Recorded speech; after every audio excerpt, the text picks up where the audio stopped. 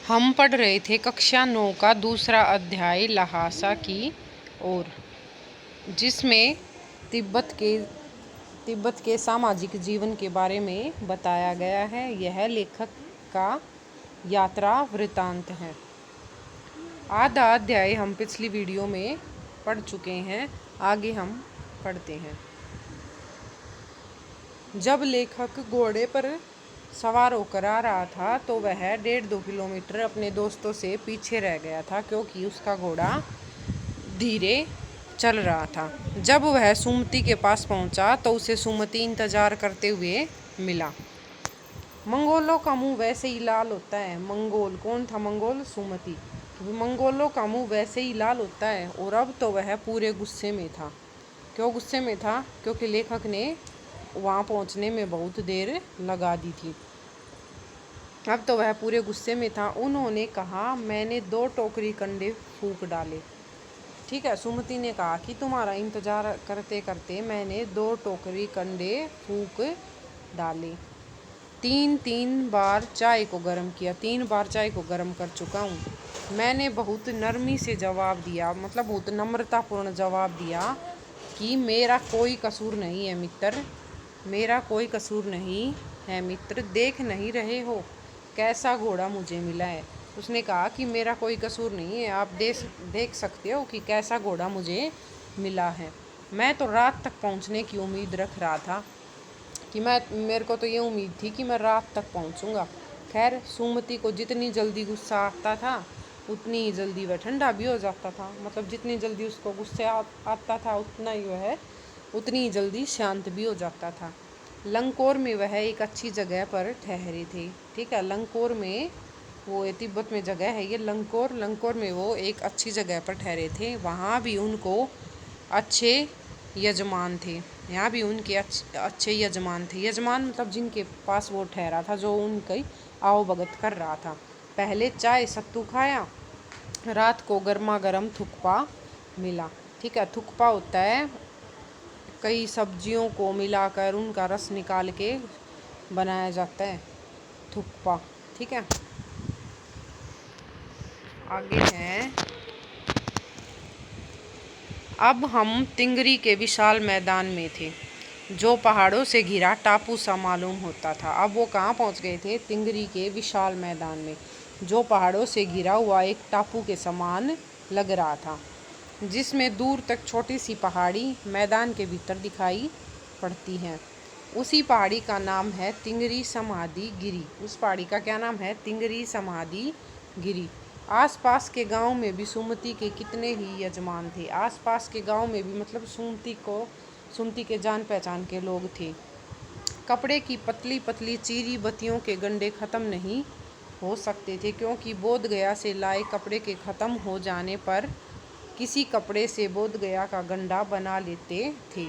कपड़े की पतली पतली चीरी मतलब फाड़ी हुई बत्तियों के गंडे खत्म नहीं हो सकते थे, क्योंकि बोध गया से लाए कपड़े के खत्म हो जाने पर किसी कपड़े से बोध गया का गंडा बना लेते थे। गंडा होता है जो ये पुजारी वगैरह बना कर देते हैं, गले में हाथ में बांधते हैं, उसको गंडा बोलते हैं। वह अपने यजमानों के पास जाना चाहते थे। मैंने सोचा यह तो हफ्ता भर उधर ही लगा देंगे। सुमति अपने यजमानों के पास मतलब अपने जान पहचान के लोगों के पास जाना चाहता था, तो उसने सोचा कि अगर ये वो वहाँ चला गया तो ये हफ्ता भर उधर ही लगा देगा, उन्हीं के पास रहेगा हफ्ते तक। मैंने उनसे कहा कि जिस गांव में ठहरना हो उसमें भले ही गंडे बांट दो, मगर आसपास के गांव में मत जाओ। इसके लिए मैं तुम्हें लहासा पहुंचकर रुपए दे दूंगा। ठीक है, उसने वहाँ और आसपास के गांव में जाने से मना किया कि जिस गांव में ठहरना है उसी लोगों को ये गंडे तुम बांट दो। सुमति ने स्वीकार किया। दूसरे दिन हमने भरिया ढूंढने की कोशिश की। भरिया मतलब भारवाहक, जो बोझ उठाता हो। ठीक है, भरिया होता है भारवाहक। ढूंढने की कोशिश की, लेकिन कोई न मिला। सवेरे ही चल दिए होते तो अच्छा था, लेकिन अब 10-11 बजे की तेज़ धूप में चलना पड़ रहा है। उसने कहा कि सुबह ही जल्दी चल देते तो अच्छा होता, अब 10-11 बजे की तेज़ धूप में हमें चलना पड़ रहा था। तिब्बत की धूप भी बहुत कड़ी मालूम होती है। यद्यपि थोड़े से भी मोटे कपड़े से सिर को ढांक ले तो गर्मी खत्म हो जाती है। आप 2 बजे सूरज की ओर मुंह करके चल रहे हैं। ललाट धूप से जल रहा है। ललाट मतलब माथा। माथा धूप से जल रहा है और पीछे का कंधा बर्फ हो रहा है। और पीछे से सर्दी हो रही है, सूरज की तरफ मुंह करके चल रहे हैं तो माथा धूप से जल रहा है। फिर हमने पीठ पर अपनी अपनी चीज़ें लाद दी, मतलब जो भी सामान उनके पास था वो अपनी पीठ पर उन्होंने लाद लिया। डंडा हाथ में लिया और चल पड़े। डंडा हाथ में लेकर चल पड़े। यद्यपि सुमति के परिचित तिंगरी में भी थे। तिंगरी नामक जो जगह थी वहाँ भी सुमति के जान पहचान के लोग थे, लेकिन वह एक और यजमान से मिलना चाहते थे। ठीक है, वह किसी और व्यक्ति से मिलना चाहता था सुमति। इसलिए आदमी मिलने का बहाना कर शेखर बिहार की ओर चलने के लिए कहा। बहाना कर शेखर बिहार की ओर चलने के लिए कहा। तिब्बत की ज़मीन बहुत अधिक छोटे बड़े जागीरदारों में बटी थी। तिब्बत की ज़मीन बहुत छोटे बड़े जागीरदारों में बटी थी। इन जागीरों का बहुत ज़्यादा हिस्सा मठों विहारों के हाथ में था। उन जागीरों का बहुत ज़्यादा हिस्सा किनके पास था? मठों और विहारों के हाथ में था। मठ और विहार के जो स्वामी थे बौद्ध धर्म के, उनके पास था। अपनी अपनी जागीर में हर एक जागीरदार कुछ खेती खुद भी करता था। अपनी अपनी जागीर में हर एक जागीरदार उस खेतों का जो स्वामी था वो खुद भी करता था कुछ खेती, जिसके लिए मजदूर बेगार में मिल जाते हैं।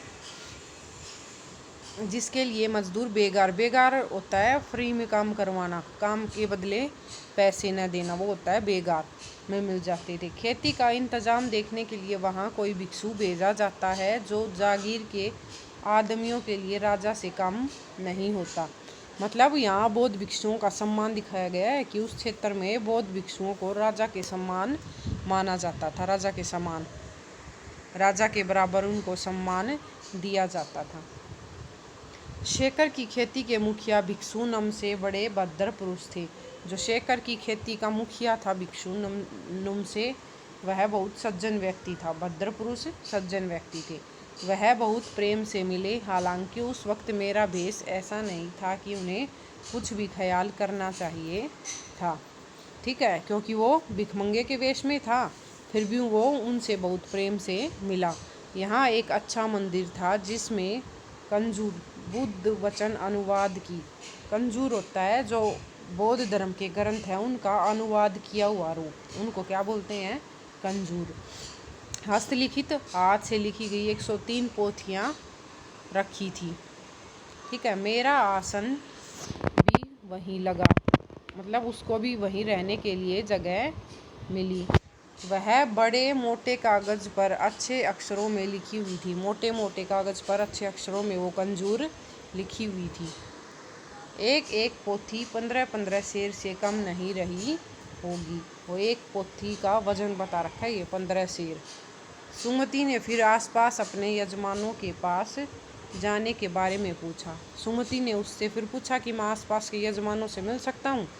मैं अब पुस्तकों के भीतर था। पुस्तकों के भीतर मतलब वो लेखक उन कंजूर को पढ़ने में व्यस्त था, इसलिए मैंने उन्हें जाने के लिए कह दिया। इसलिए उसने सुमति को अपने यजमानों से मिलने जाने के लिए कह दिया।